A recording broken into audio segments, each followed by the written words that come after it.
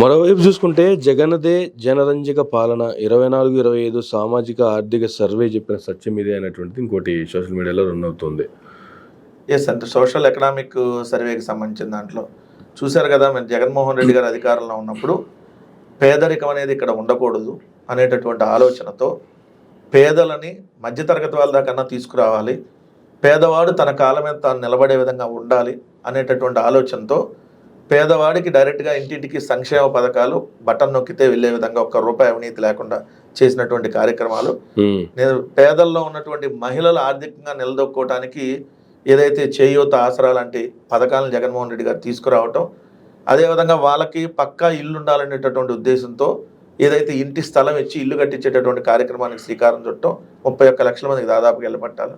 ఇవన్నీ చూసుకున్నప్పుడు ఆ రోజు జిఎస్డిపి వృద్ధి రేటు కానీ జగన్మోహన్ రెడ్డి గారు ఉన్నప్పుడు పెరిగింది, తలసరి ఆదాయం పెరిగింది అనేది మనం గణాంకాలన్నీ చూసుకుంటే మనకి జగన్మోహన్ రెడ్డి గారి హయాంలో తలసరి ఆదాయం దాదాపుగా 2,48,000 తీసుకుని వెళ్ళగలిగారు 2023-24 వచ్చేటప్పటికి.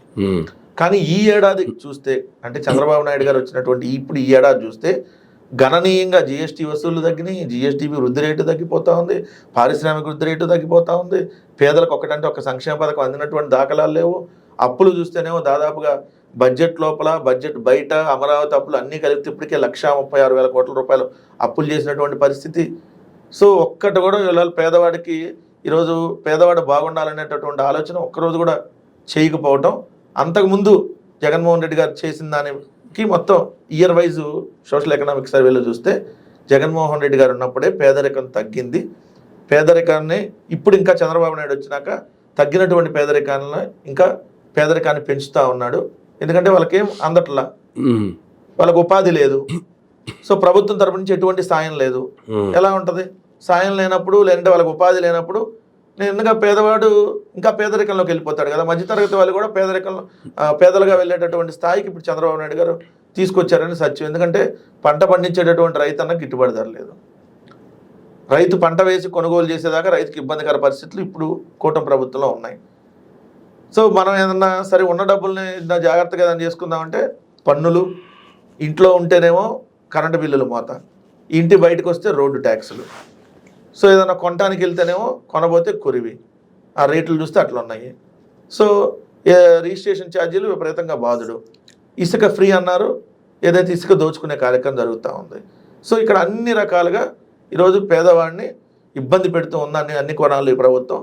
సో జగన్మోహన్ రెడ్డి గారు ఉన్నప్పుడు పేదవాడిని ఆదుకునేటటువంటి కార్యక్రమం చేశారనేది సోషల్ ఎకనామిక్ సర్వేలో స్పష్టంగా చెప్పడం జరిగింది. విత్ గణాంకాలతో ఏ ప్రభుత్వానికి సంబంధించి ఏమేం చేశారు, సో ఏ విధంగా పేద ప్రజల్ని ఆదుకునేటటువంటి కార్యక్రమం జగన్మోహన్ రెడ్డి గారి ప్రభుత్వం ఉన్నప్పుడు జరిగిందనేది వాళ్ళు క్లియర్గా ఇచ్చారు. జిఎస్టీపీలో అప్పు శాతం చూసుకున్నా ఇప్పుడు 35.1% వెళ్ళింది.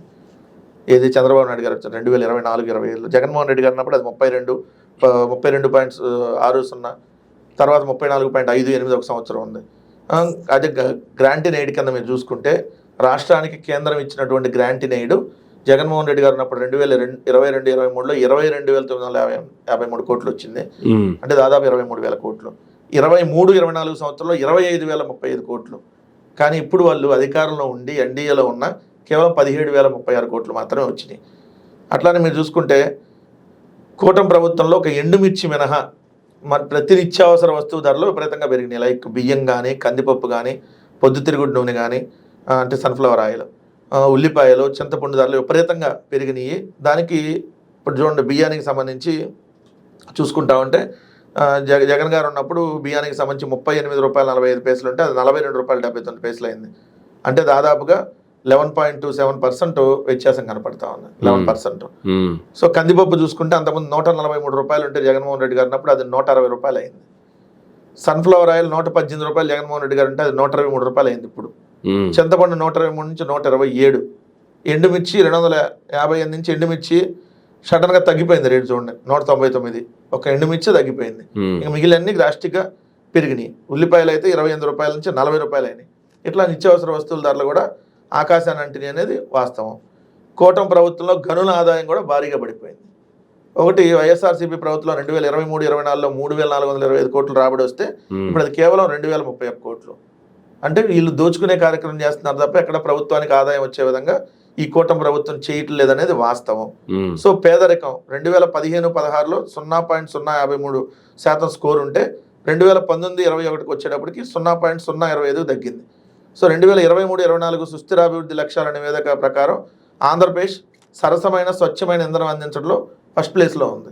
ఇది జగన్మోహన్ రెడ్డి గారి హయాంలో ఉన్నప్పుడు. ఉమ్, ఇప్పుడు చూస్తే మీకు దారుణమైనటువంటి పరిస్థితులు. అదే జగన్మోహన్ రెడ్డి గారిదే జనరంజక పాలన అని చెప్పి సోషల్ ఎకనామిక్ సర్వేలో మరొకసారి ప్రూవ్ అయింది. చంద్రబాబు నాయుడుది చెత్త పరిపాలన అని మరోసారి ప్రూవ్ అయింది. ఉమ్.